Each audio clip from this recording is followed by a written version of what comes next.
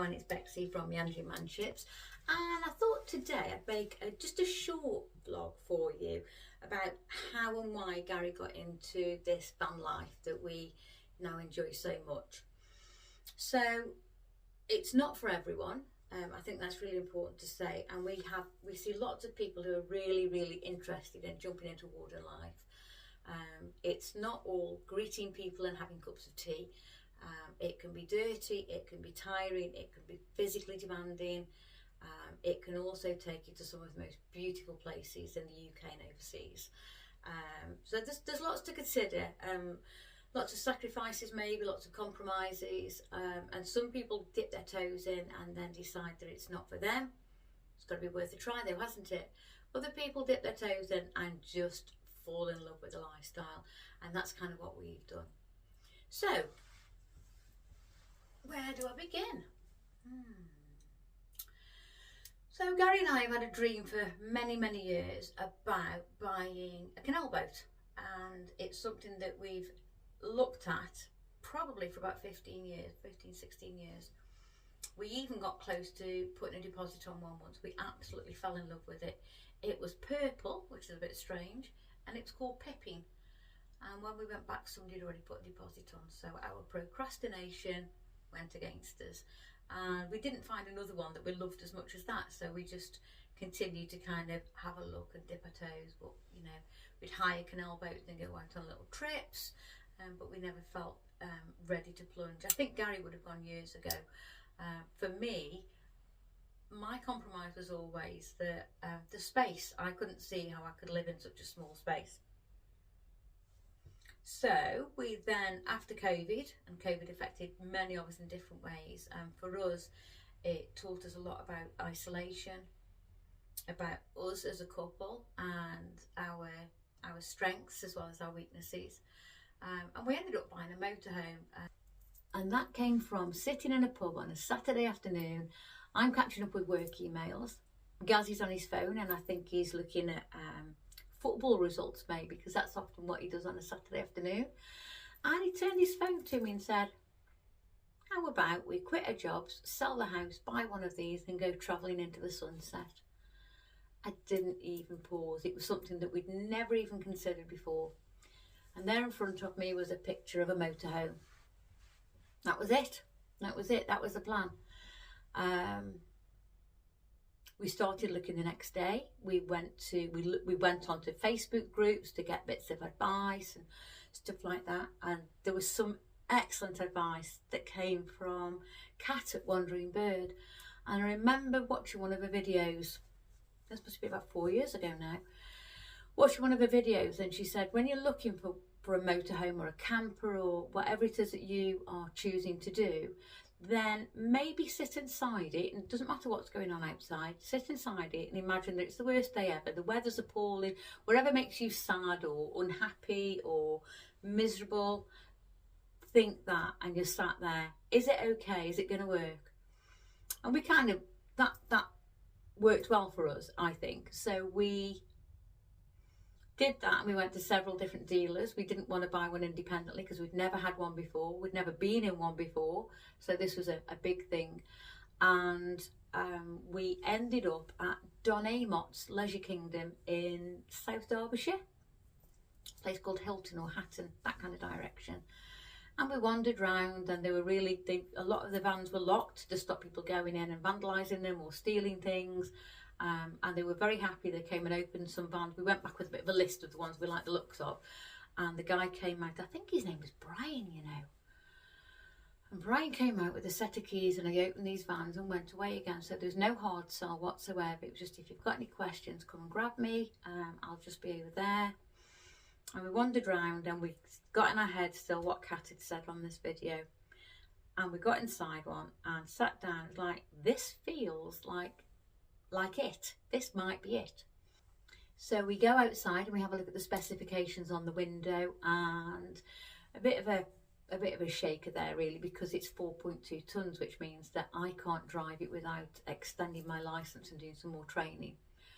But then realistically, how often am I going to drive it? Is Gary going to be the alpha male behind the wheel and all the rest of it, and he enjoys driving? So yeah, that would work. So we were looking at any blockages that were there and what we might do. So we're looking for solutions to that, whether this one was going to work or not for us. And then we looked at the price, and it was way over the budget that we'd set ourselves. And I think we'd probably said that we would go to about 30,000. And this was 56,000. So we ifed and hawed and ifed and hawed, said no, it's nearly double. It's nearly double what we said we want to spend and have available to spend. So let's just go and have a proper think about it. And in our world, when it's let's go and have a proper think about it, it's kind of a gentle way of saying to ourselves, this isn't going to work. It might be what we want, but it's obviously not going to work. So let's walk away and carry on looking. So we go home and we talk about the ifs and the buts and all the rest of it, and how nice that one was, and other solutions maybe to get something like that, maybe a little bit older with higher mileage, those sorts of things. Next day I'm at work and I get a text message from Gary, and in his text message he basically says, when you went to bed last night, I was doing some looking at our numbers basically, and I think I might be able to make it work. So unbeknown to you, I'm back at Don Amot's, and I've come to see if I can find out a bit more information and potentially put a deposit on it. I'm like, yay! But then he shows me a picture and it's already got a sold sign on it. Not meant to be. These things are not meant to be. So I talked to my colleagues, just thought that's a shame, you know, really liked that one. Get back on with my day, more meetings. And then when I checked my phone again about an hour later, there's another message from him saying, look again. So I look at the picture and I zoom in, and it says sold, and underneath it says Mr. and Mrs. Manship. I can't tell you the absolute joy when I read that. I think I actually cried. So yeah, a month later, we picked up Bess, our Swift Bessica 496. Gary made the numbers work. And so thank you to Brian for not giving us a hard sell, for just being a professional. You answered our questions, you gave us space to talk and to think, and then left us alone, and it all came together. So we will be forever grateful to Don and the whole team there. And they, you know, I think anybody else who's been through Don Amot's, they often throw in a week away in one of their leisure parks. So we got that as well, which was really, really nice. So thank you to Don Amot's for actually helping us to change our lives. We both had stuff going on at work. Gary had worked in the same industry most of his life, for the same company for most of his life as well, and was starting to get a bit tired and wanting, he was getting itchy feet, I think, hence the need for a motorhome, and prior to that maybe getting a canal boat. And here we were now with this motorhome, and we were planning that every weekend, whenever we got any time off, we were going to go travelling with our beloved Bonnie. And I was also struggling a bit at work. I was starting to burn out, if I'm really honest, and you know, that's something that I say with a great sense of pain as well as some humility. I adored my work. I adored the people that I worked with. So my background is charity development, organisation restructure, and C-suite mentoring, and I was burnt out. My pot was empty. I'd come across this phrase where it said, you keep taking strips off yourself to put onto other people like plasters, and I'd got no strips left. I was exhausted, I was tired, I was completely burnt out, and I felt like I couldn't give what I needed to give anymore. So jump forward a few months, and I'm no longer working there. Gary is no longer working there. Gary had just reached the age of 60, so could actually start drawing down on one of his pensions. And that, again, there are all these building blocks in life, aren't there? And that became another building block. It meant that we had something coming in that we could lean into on a monthly basis. And so long as we were careful, we could go travelling and just enjoying this motorhome that we'd got. And for me, it was about healing as well. I just needed to heal in some way, and I didn't know what way. And for many of the first trips that we went on, I would be asleep. I'd be curled up on the chair at the front while everybody's waving at us. In the motorhome world, everybody waves at one another as we go past. I'm sorry if I didn't wave back. I was probably fast asleep with a blanket over me and Bonnie by my feet. But slowly and surely started to heal, started to enjoy those trips out. And we got chatting to various managers and park wardens and started to think maybe this is something that we would like to do, just something to top up the pot. I'm a little bit younger than Gary, so I don't get a pension yet. So maybe we could work on campsites seasonally and then travel in between. And that's what we started to do. And all of this meant that we didn't have to sell our house either. So we still have our house today. That's our base. If one of us is poorly, if we just need some downtime without there being a trip, we go home. Gary pops back there quite regularly. Our neighbours are fantastic. We don't rent it out. It's just our home. That is still our home. And it's because we've chosen to blend a bit of a pension with working on campsites that we're able to do that. So we did quite a few seasonal jobs. We did one where it was preparation for the park opening that year. We left two. One, there was just something that didn't feel right. I can't put my finger on it. The people were beautiful. They were welcoming. They were friendly. The terms were right. There was just something. And that's a really important point for both of us. When we started doing this, we made an agreement that if any of us ever felt, if either of us, not any, there's only two of us, if either of us ever felt a niggle and they wanted to leave, they wouldn't even have to explain to the other. It would just be almost like a safe word, and we would know that that's the time to move on. And for some reason that one just didn't work. I don't know. Lovely park, lovely location, lovely part of the country. There was something not quite right. And a member of our family was taken ill at the same time, so maybe the two kind of combined together. So we left. Another one we left after being there for a month. The bullying culture there was, we just weren't getting into it at all. The company did offer us another site. Were incredibly apologetic. They were aware that there were problems and were trying to deal with that. We made the decision that actually, while the company was going through its own period of transformation, we didn't want to be part of that, and we made the difficult decision because we were really excited about going there. Again, the location was fantastic, the park was beautiful, it was absolutely great, really fantastic opportunity, but there was just that really negative culture there that was really unhealthy and would not be conducive to healing and to growing and to touring and to spending quality time together.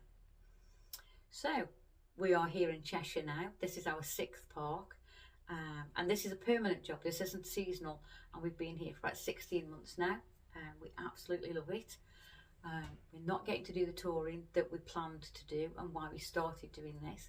So we do, I think if you've seen in one of my previous shorts, we have got to come to some kind of change, and we don't know what that looks like yet. Gary's knee is really bad. He's got arthritis, and it got aggravated this time last year by something called a Baker's cyst, and excuse me, the Baker's cyst popped. He was diagnosed with a DVT and sent home because they'd got nothing they could do until the following day. That was a frightening 24 hours. The next day, after more scrutiny, he was diagnosed with a burst Baker's cyst and arthritis. But his ability to get the right treatment in the right way and at the right time has just not happened at all, to the point now where his left leg kind of arcs out like this. He looks like he's got rickets in his left leg, and his knee is probably double the size of the other knee. One of our colleagues here calls him Tina Turner, because when he walks, he says he walks like Tina Turner, and he keeps singing Simply the Best to him, which is really funny, and it takes a lot of humour to ease the pain in his knee, I have to say. So yeah, we haven't been doing the travelling that we want to do. So we are really excited that later this week we are heading out on just a short road trip for about 9 or 10 days, using some of our annual leave that we have to take during the closed season, which is now. Other questions about being a warden then. So I would say that warden life has probably changed massively over the years. When we talked to people who were wardens a long time ago, you might get a small amount of pay. You often got your pitch for free and maybe your utilities for free. Use of showers and laundry facilities, things like that. Nowadays, it has to be fully compliant with all employment law. So you have to be paid at least minimum wage. You should be on some kind of a pension plan. You should get a pay slip. You are entitled to annual leave. You're entitled to bank holidays. Even if you can't take the bank holiday because it's a busy peak time, you're entitled to that time off in lieu. So there are lots of things, and this company are really good. They pay as well. We, as part of our package here, we have this lodge, which is really, really nice as a base. It is our work digs ultimately, but it's a nice work digs to be in. And it just means that we have the comfort and we don't have the wear and tear on our motorhome on a daily basis. And it also means that Bonnie's got more comfort as well, and family can come and visit. So there's a really nice balance there for us. The first year of being here was very changeable, as we were building a new team and doing quite a lot of work on the site. And it's been fantastic and we really enjoy being here. So I don't know how we're going to find a balance going forward, but we'll see. There are always solutions, aren't there? So that's how we got into it. Downside. Let's do downside first then. So downside, going from passing one another in the drive, me sitting doing emails on a Saturday afternoon to try and catch up with work, and because that's just who I was. I enjoyed it. I enjoyed the cut and thrust of the bottom line. I enjoyed putting plans together and spreadsheets, and that, you know, even in my downtime, I would do that. And maybe that's why I got to burnout after so long, I don't know. Going from that and passing one another in the drive, often eating out because we just didn't have the time or didn't make the time to eat, you know, well-made, homemade meals and whatever. We rarely argued. I would say in the first, I don't know, yeah, maybe we'd argued 5 times in our relationship. Now we must, I think, I joke quite frequently that we probably argue at least twice a day. But that's because we're together 24/7. We live and we work and we eat and we sleep and we socialise. We do everything together. And, you know, Gaz is my best friend. He's my husband, he's my lover, he's my chauffeur, he's all those different things, and he is my best friend, so I enjoy spending time with him. And it really saddens me when we do argue. I guess though, the arguing is because we're safe. If you're arguing without despising one another, then that's just, you know, working through situations, I guess, and finding new ways of being around one another. So we do try and respect one another's space as well. So this second bedroom is often where I'll come and work quietly, or I'll watch a DVD or read a book, and it just gives us that little bit of movement. So that's a downside, I guess. The drop in income from what we had before was massive, but finding a new way and reprioritising what we spend was a good way forward. So having that pension to draw on, earning some money really, really helps it to be different. I don't need to wear suits for work anymore, and driving and those long commutes, none of that anymore. So my commute is literally from the front door out into reception or onto the grass cutter or whatever job it is I'm working on that day. And that's quite a nice commute to have, if I'm really honest. So more downsides, it can be quite sporadic. We've heard of other wardens who've secured a position, and then literally like the day before they're due to drive down, they've had an email to just say, we're really sorry, the bookings just haven't come in yet, so we're not going to be setting you on. and at that point they've turned down other offers, and that can be quite frustrating. Privacy, you don't get a lot of privacy quite often. Some parks have compounds specifically for all their wardens and park assistants and ground staff where they're slightly away from all the customers. It just depends on the type of business, I suppose, really, and the type of work that you're doing. In this role, there's residential, there are privately owned holiday caravans, there is the touring park, we have some seasonal people on there as well. So it's a really lovely blend of different types of van life, I suppose, all on this one 17-acre site. And that makes it quite exciting and more sustainable, I suppose. Although I think the industry has had a massive boom and bust over the last couple of years, as people were coming out of COVID and they're all looking at what they wanted to do with their lives going forward, and that tomorrow wasn't promised. Lots of people started buying canal boats and motorhomes and campers and holiday caravans and chalets and all those sorts of things. And now that's calmed right down again. And there's lots of bad press. There's lots and lots of bad press out there, and a lot of it is really shocking. You see the way that some parks are run is really, really shocking. We feel quite blessed where we are. Our employees are, in our experience, they're very, very good. So moving on to positives. Oh my goodness, where do you even begin? We get to spend 24/7 together. I get to spend my entire life with my best friend. We have breakfast together every morning, something we never ever got to do unless we were on holiday somewhere. We get to have breakfast together every morning. We get to have lunch together if we want to each day. We get to socialise. We have the bird song. Wherever we are, the bird song is always amazing. Except for one site that we stayed at where they had crows, and there were what sounded like hundreds and hundreds of crows just at it constantly. But where we are here, it's beautiful. We've got chiff chaff, we've got dunnock, we've got woodpeckers, we've got owls. I don't know what sort. We've actually got an app on the phone called Merlin Bird ID. And I go out in the morning and start to record the bird song at about 5 in the morning. And it starts off, it often starts with some of the smallest birds. I think I normally find the robins are the first ones to wake up and start doing their dawn chorus. And then all the other birds start waking up. We have buzzards here. We have something called a tree creeper. So much bird life here. It's beautiful. And it's just a joy to be among the trees and the fresh air and the bird song. It's just a completely different way of life. I sleep better here, so I do have really chronic asthma, and it's better when I'm out in the country. I seem to just be able to manage with it much better. Other positives, yeah, we are getting paid. We are getting paid for being here. The work is hard. I think I said that earlier. The work can be really hard.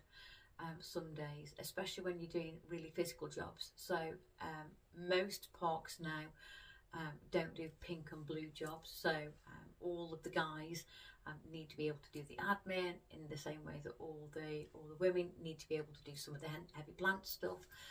So yeah, one day you'll see me in reception doing the bookkeeping. The next day I might be out on the dumper, moving furniture around or moving sand from one place to another as we're building a new pitch. It's really interesting, and you do bring your transferable skills. So we often see people who are thinking about it and they'll put on Facebook, well, this is my background, if you're interested, contact me. And sometimes that can work, I guess. It's looking for the transferable. Yeah, you really need to be good with people, and that's so important, but you also need to be really good with your professional and personal boundaries, and to not take it personally. I think that's also really important. One of the most humbling things that we found in this role, yeah, do you know what, when you've got a family who've booked in, they've saved up all year and they've chosen your campsite. Of all the thousands of campsites in the UK and Europe, they've chosen yours for their special family time. They've saved up, they've bought some new outfits, they may have bought a new tent or, a caravan, whatever it may be, and they've chosen you. And then they get stuck on the M6 for 4 hours on the way here, and they arrive at midnight, and the children are tired and hungry. The dog's been cross-legged for the last 4 hours. The parents are so angsty by now because they've got everything on this and they're just tired and need a break too. And if when they arrive you're going to be really kind of pissy with them, then that's not a welcome, is it? So we always try and say to people, you know, if you've got any problems en route, give us a call, send us a text message, whatever's safe to do, and communicate with us. And we have welcomed people onto the park at midnight with their crying babies, with their cross-legged dogs, with that angsty, they've been arguing in the car because they've been sat there for so long. And we've just helped them in the pouring rain to get pitched and to settle down for the night, and then maybe rocked up in the morning with some fresh bread from the bakery, or with a little leaflet about where they can go to just get the bits that they need. That welcome is absolutely everything when those people arrive. And you will get some people who are just really, really, you know, not that pleasant. That says more about them than you. As a warden, it's your job to be constant and to be polite and to be upholding, because it's really important that everybody else also gets a fair and equitable experience with you. So when you are pitching somebody at midnight because they've been stuck on the M6 for 4 hours, trying to keep the noise down for those people next to them. We have a bit of a joke here that our rule, Gary and I's rule, is you can make as much noise as you like providing your neighbours can't hear you. And some parks are, you know, really lively. Everybody's got their flagpoles up, they've got the music going and the fire pits going, and they're just really vibrant party sites. And we've worked on some of those too, and they're really good fun for the guests, not necessarily for the staff. Trying to get people to put out their campfire that they should have put out 3 hours ago, and they're now completely intoxicated, and their children are still running around where there's a fire and intoxicated parents. Isn't necessarily a low stress environment. Again, how you handle that is really, really important, and you constantly have to do a dynamic risk assessment as you go. That's really important, and lean into your colleagues. We've had some beautiful colleagues, some really, really nice colleagues that we are still friends with today. So yeah, what else is there? So some people pay for their accommodation if accommodation is provided. It's called accommodation offset. And there are guidelines on there. It's not meant to come out of your, it can't just get knocked off your salary. It has to be done in agreement. So it may be that you're on minimum wage or whatever the wages that you've agreed, but then that you do pay some rent for the use of what you've got if you don't have your own. Some places you do have to pay for your electric or for your gas tanks or for your laundry. It just depends on the agreements that you've got with them. And remember, when you're going in for an interview, you need to be interviewing them as well as you. You do need to go in with an open mind and some levels of flexibility. Let them know what you can do and what you can bring, but also listen to them for what they want. Again, there are lots and lots of people wanting to do warden life, and some people are time wasters. We see that all of the time, don't we, in all walks of life now. People have got interviews lined up for various jobs that they've got, and one person turns up on the day, the others just haven't even bothered to turn up. That's quite rude, actually. It's very unprofessional. So even if you have got something else, just let people know. Just let people know that you're not going to be there, so that at least they can make better use of their time. Another important point to remember, just going back to the point I made about when we way back at the beginning, when we talked about selling our house, buying a motorhome, quitting our jobs, going travelling, a lot of holiday parks do require you to still have a registered address. The holiday park is not your home, and there are lots of reasons for that. So some parks do that. Some parks do let you have that as your registered address, but not many that we've come into experience with. Because what if you fall out with them and you need to leave, or if they have to sack you, if it's not working out, you could then potentially claim that they've made you homeless. So most of these sites, all of the sites that we've worked on, you still have to demonstrate that you have a home address. So that's something to look into as well. And if you don't have bricks and mortar anymore, and you are a bit of a nomad, it may be worth having a conversation with friends and family if you can use their registered address as your postal address. It doesn't mean that you are on the electoral roll, I guess, but most sites do require you to have your own registered address, and it is for things like if it doesn't work out. So that's an important one. Uniform. Not all sites provide a uniform. Where we are, they do provide a uniform. They provide hoodies and sweatshirts and body warmers and hats, t-shirts, polo shirts, so a whole variety of different things. We're responsible for our own trousers, things like that we have to get for ourselves, and we do get an allowance towards boots. See, boots? What are boots? Boots are bottom, isn't it?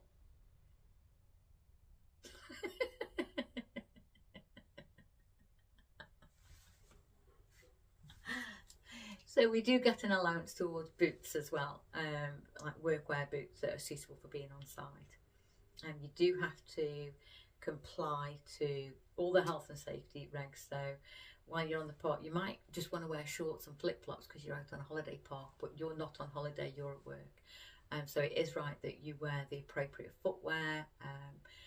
And do you know what, even just doing some stretches in the morning, because on those days when you're going to be really physical, you wouldn't go to the gym or run a marathon without doing some warm-ups and some stretches and making sure that you're nourished in the right way before you start. And for us, it's the same when we're on warden life. We always make sure that we have had some breakfast, that we are hydrated, that we've had a little bit of a walk maybe with Bonnie in the morning, just waking our body up ready, just so that we can be limbered up ready, I suppose, really. It's our way of doing a warm-up before we start the day. So if you're interested, what do you do? So what we did, and again I can only go from our own experience, what we did, we sat down and wrote 2 separate CVs, and because we were doing something completely different to what we'd previously done, we had to think about the structure of the CV and the wording of the CV. And while it's important to show your work heritage, what's more important is about what you bring to that team, what you bring from that past life into this new team that you're applying to. So we kept the tasks, I suppose, really, of all the previous jobs quite brief, and lent more than really into the description at the top, that kind of opening, what do you call it? Your introduction, I suppose, at the beginning of your CV, that overview, that's the word I want, overview. So we put a little bit more into the overview about what we could do independently as an individual. We then had a combined cover letter that drew the 2 CVs together about how we worked as a couple. One thing that employers want to see is how you will mitigate problems like working together 24/7. Like if you've got pets, how are you going to care for your pets if you've got a really long day? Do you have suggestions for how you maybe going to have breaks at different times to make sure that you can walk your dog or check in on your cats or your fish or whatever it may be? We've worked with people and come across people who've got parrots, cats, dogs, goldfish, an iguana. So there's all sorts. So what they will want to know is what your plans are to look after your pets. And likewise, we often see people asking, I've got children, can I bring my children along when I'm working there? That can be quite challenging. I guess it depends on how long your contract is, whether it's seasonal, whether you're homeschooling. These are all things that you need to reassure the employer about what your plans are for your children, what your plans are for your pets, or your dependent adults in your family, what those plans look like, so that they know, they have comfort that you're going to be reliable, and then they will be more responsive to being flexible if you need to, because they know you've already got plans in place. Excuse me. So if you're homeschooling your children, then you can work around that and even weave them into part of your active day. But obviously you can't just leave your children for hours at a time unsupervised. That wouldn't be right either. So if you're both working on the park, are you going to work different shifts so that one of you is always present for your children? or if only one of you is going to be employed, so that the other one is the full-time parent. These are just things that you need to think through and to explain maybe on that in some detail on that cover letter, or at least say that we have plans in place and we're happy to discuss this with you. And you don't want to bore them with too much. They get lots of applicants. Something that we also did, and it was from, I can't even remember who suggested it, but we'd seen that somebody suggested it online where they actually said send them a snapshot. So for us, our dog Bonnie is very much part of our package. We don't go anywhere without Bonnie, and that's not negotiable really. You know, we're not going to suddenly start putting her into kennels or something like that because we've got a job where she can't go. So the snapshot that we took was of us just sitting at the picnic bench with Bonnie, and then they could visualise whether we looked like we would fit in. Is it 5 seconds or 8 seconds, I reckon, when you walk through the door, people know whether they're interested in you within 5 or 8 seconds, whether you're going to fit in, whether you carry yourself and present yourself. So I don't know, I'm not an expert on those sorts of things. It just seemed like a good thing to do, and it worked for us. Something else that we like to do as well is we like to visit the site in person. Again, we've got friends who have just got the job offer by email or by phone. That's absolutely great if that works for them. We like to go and visit and spend the night. And when we are having an interview, we will often say, can you provide us with a pitch for the night, please? And that's not just because we want a bit of a freebie. That's absolutely not it at all. It's not a freebie. We might be driving hundreds of miles. We want to be fresh, we want to be ready. We also want to have a look at the area. We want to walk around and see whether it feels right for us. I'm in my late 50s, Gary's in his early 60s, and we're a bit long in the tooth now for going to work somewhere that we're really not happy. So we'd rather go and spend that night to rest, and it also gives us the opportunity then, if we've had the interview on the first day, then it gives us the opportunity the next day to ask any questions that may have cropped up overnight while we've been thinking about the interview the previous day. And again, that's been helpful for us on every occasion. But do be honest with employers. Let them know if you are also attending other interviews. Not to apply pressure to them, but to just give them a really honest overview of your availability and your need for maybe a speedier response, so that you know not to waste somebody else's time. So for us, that's something we like to do. We like to go and spend a night on the park, drive around the area, walk around the area, maybe meet some of the team, and just feel for the park, I suppose, really. And that's something that's really important for us. Other things. Holidays are really important. As an employee, you are entitled to holidays, including bank holidays. So even if you can't take them because that's a peak time, you are entitled to them in employment law. And it's important to try and take them, but to work with your employer so that it works for the whole team. That, like I said earlier, for us here, we have to take some of our annual leave during the closed season, which is now. That's why we're going on this road trip next week. But we can take others when it's suitable. We just need to discuss it with the owners first, let them know that we would like to go on holiday. We don't need to, give them too much details. That's our personal business, but at least give them the heads up that we are looking to take annual leave at this time. Does that work for them operationally? Have we got cover, or do we need cover? Those sorts of things. And it's just about that. Again, that communication is really, really important. Leaving. Okay, so how you leave a park is just as important to us as how you arrive at a park. And whenever we've left a park, we've tried to leave with positive memories for ourselves, as well as honouring the people that are our employers. Honouring sounds like a very old-fashioned word, but they chose us among all the other people who'd applied and gave us that amazing opportunity to live out this van life that we enjoy so much. So yeah, we do wash our uniforms, we wash them, we dry them, we fold them. I'll often put them into a sandwich bag, just so that they're not going to get grubby when they get put on a shelf for people next season. We'll do things like that. we have done things like sent thank you cards to people, gifts for people. Where we've got on particularly well with a colleague, we always like to try and buy just a little thank you for their kindness and their teamwork with us, because it is appreciated. So that's something we like to do. And keep in touch. So we always ask whether we can keep in touch. Not necessarily even because you want to go back there and work again, even though you might want to, but also just, you know, these are connections in your life that have been positive ones, and you never know when you may want to catch up with them again, or may want to apply to work there again, or even for a reference.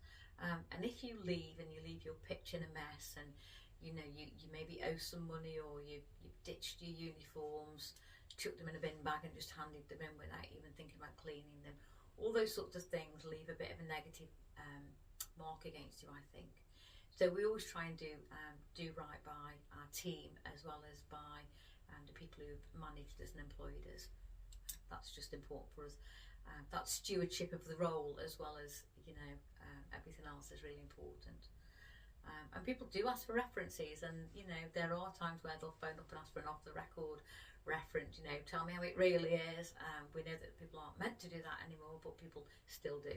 So that is important to know, that people are going to get in touch with one another.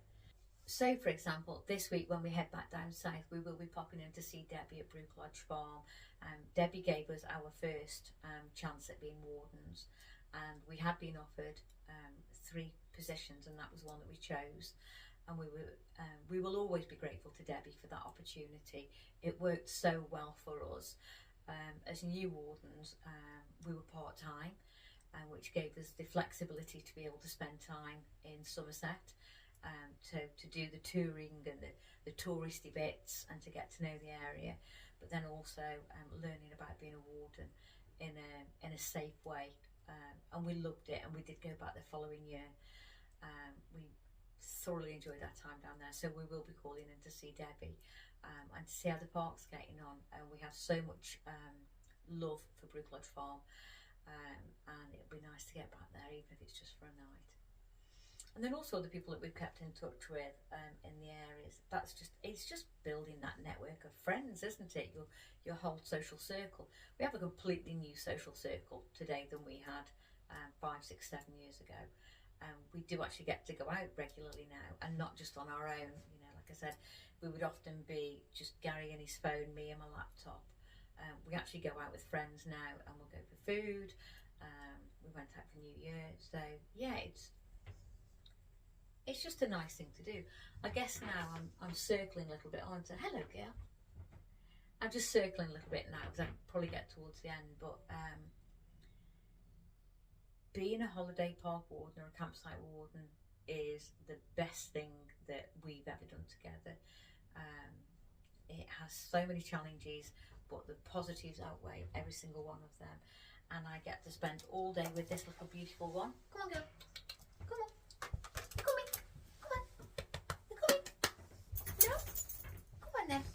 Come on, big girl.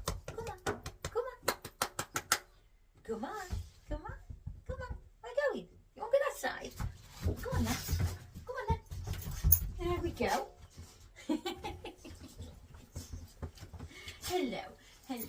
Yes, so we get to spend all day with this beautiful, lovely local bunny. She's such a gorgeous soul, aren't you, girl? She snores like a bear, don't you? Oh, we have a look. She snores like a bear, and she is our ever so fun companion. She loves a swim. You love a swim, don't you? Which is difficult here because there is a fishing pond on the park, and you are not allowed in there, are you? Absolutely not. All those anglers would be very, very cross if there was a bunny swimming across while they were trying to catch their perch or their F1s, whatever they are. I don't know. Anyway, I'm going to sign off now because I'm having some bunny time, and I'm going to get back to work again. Here we go. Is that nice? Yeah? If you do ever have any questions about warden life, about any of the sites that we've visited, please just get in touch with us. We're really easy to find. And who knows how long this adventure will be for. Tomorrow's not promised any of us, is it? So who knows how long this will continue for. But I hope it's for a long time. Ooh.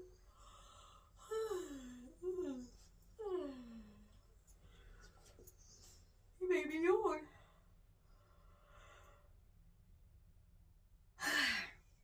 You made me yawn. Yes, you did. You made me yawn. Yes. So shall we say bye-bye? Bye-bye. Bye-bye.